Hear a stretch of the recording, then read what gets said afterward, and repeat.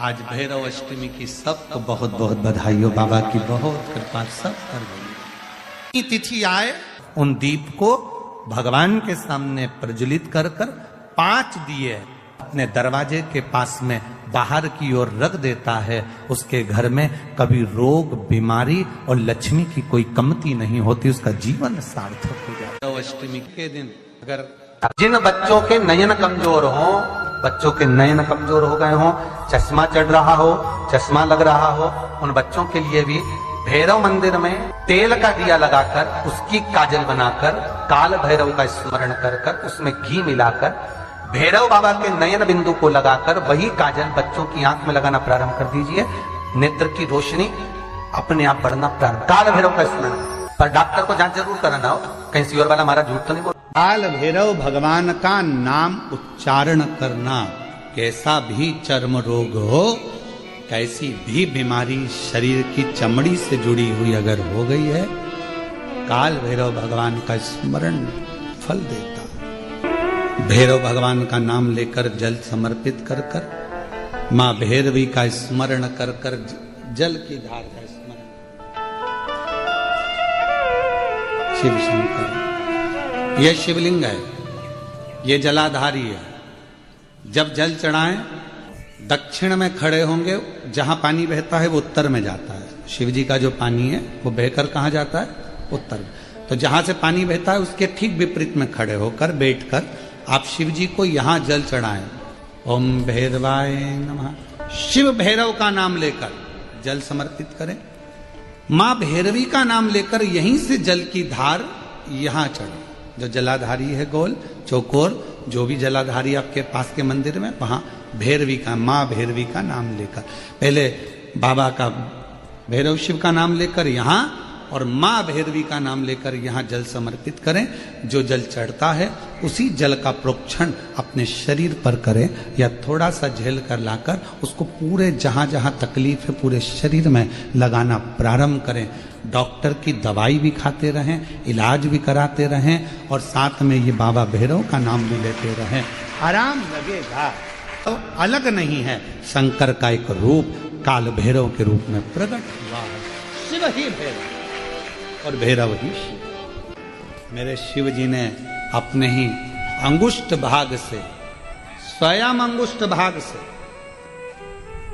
काल भैरव को प्रकट किया। जितना रुद्राक्ष में बल होता है, शिव जी के नयन अश्रु से प्रकट हुआ रुद्राक्ष, वैसा की वैसा ही बल काल भैरव में होता है, भैरव में होता है, बटुक भैरव में होता है, वैसा कि वैसा। यदि किसी भी अष्टमी तिथि को 12 महीने में शुक्ल पक्ष कृष्ण पक्ष की अष्टमी तिथि पड़ती है, यदि किसी भी अष्टमी तिथि को अगर किसी ने नियम बनाया 5 अष्टमी का, 8 अष्टमी का, 7 अष्टमी का, एक कनेर का पुष्प शिवजी के शिवलिंग को समर्पित करना, अशोक सुंदरी के स्पर्श करना, और जो जलाधारी होती है, जैसे ये शिवलिंग है, ये जलाधारी है, तो पहले शिवलिंग पर स्पर्श, फिर अशोक सुंदरी का स्पर्श, फिर जलाधारी पर कनेर का पुष्प शिव जी की ओर मुख कर कर, अर्थात जैसे मानो ये कनेर का पुष्प है, तो ऐसा शिवलिंग का स्पर्श करते हुए जलाधारी पर जो समर्पित करता है, भगवान शंकर उसके मन की कामना को पूर्ण जरूर करते हैं। एक कनेर का पुष्प। ब्रह्मा जी का सिर कट गया था, काल भैरव को भगवान शंकर ने प्रकट कर दिया था और काल भैरव ने जाकर ब्रह्मा जी को अपने हाथ की उंगली का नख तोड़कर उनका शीश काट दिया। काल भैरव, जब काल भैरव ने शीश काट दिया, शीश कट गया,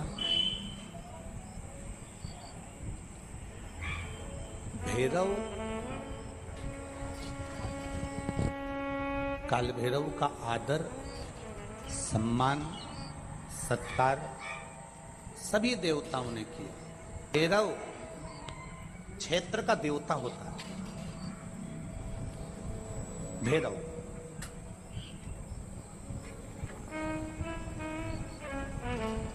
64 तरह के भैरव होते हैं। कितने तरह के? 64। 64 तरह के भैरव होते हैं और 64 तरह के भैरव, जितने भैरव होते हैं उतनी भैरवी होती है, क्योंकि शिव के साथ शक्ति जरूरी है, भैरव के साथ भैरवी जरूरी है, क्योंकि भैरव शंकर भगवान का एक अंश रूप है, क्योंकि शिव ने उसको प्रकट किया। हाँ, दुनिया के लोग भले भैरव जी को बदनाम करने में लगे, ये तो शुरू से चला आ रहा है। भैरव जी को कोई बीड़ी पिला देता है, कोई सिगरेट पिला देता है, कोई कह देता है कि भैरव बाबा को तो बीड़ी दे दो, भैरव बाबा को तो सिगरेट दे दो। ये ढोंग और प्रपंच मेरे शंकर की कथा में नहीं है।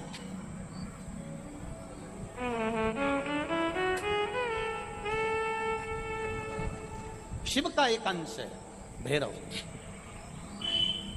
काल भैरव जो प्रकट हुआ वो शंकर भगवान का एक अंश है।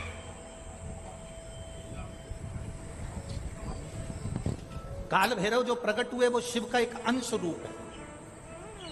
और काल भैरव जब प्रकट हुए, सारे देवताओं ने उनका आदर करा, इंद्र ने उनका सम्मान करा, इंद्र उनकी सेवा में लगे, वायुदेव, गरुण देव, वरुण देव, जितने भी देवता हैं सब ने उनका आदर करा। अब आदर करते करते करते करते माता लक्ष्मी जी ने भी काल भैरव को निमंत्रण दिया। जरा सुनिएगा, बहुत सुंदर कथा है पुष्कर राज की। इस कथा को अपनी जिंदगी में उतारना जरूर। काल भैरव का निमंत्रण माता लक्ष्मी जी ने दिया, और माता लक्ष्मी जी ने काल भैरव को निमंत्रण दिया कि काल भैरव आप बैकुंठ में पधारो और बैकुंठ की भूमि को आप पधार कर आनंदित करिए। तो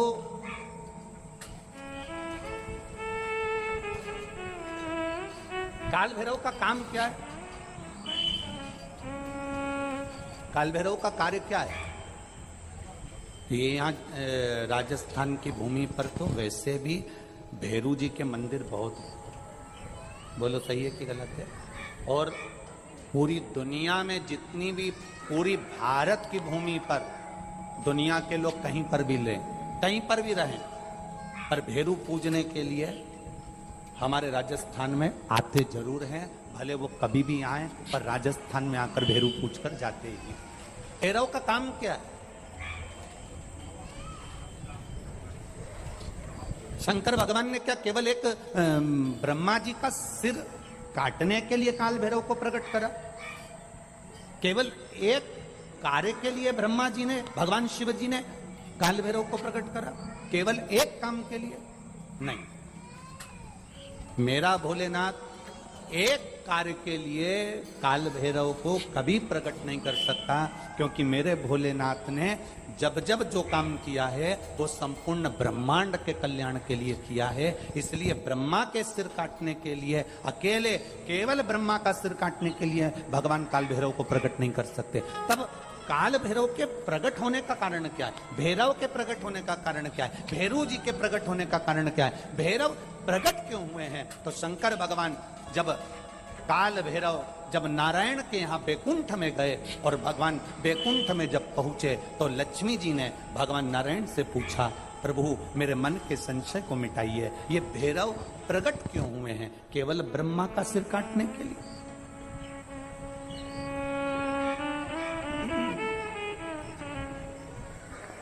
क्या ये ब्रह्मा जी का सिर काटने के लिए प्रकट हुए? आखिर भैरव प्रकट क्यों हुए? केवल एक ब्रह्मा का सिर काटने के लिए? भगवान विष्णु ने कहा नहीं, केवल ब्रह्मा का सिर काटने के लिए काल भैरव नहीं प्रकटे। लक्ष्मी सुनो, आज मैं तुम्हें सुनाता हूं काल भैरव भगवान शंकर ने क्यों प्रकट करा। उसका कारण केवल एक है। जब देव अधिदेव महादेव अपने नेत्र बंद कर कर बैठ जाते हैं और समाधि में लीन हो जाते हैं, साधना में लीन हो जाते हैं, तब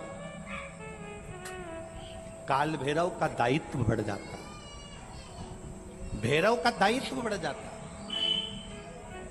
और भैरव का क्या दायित्व बढ़ता है?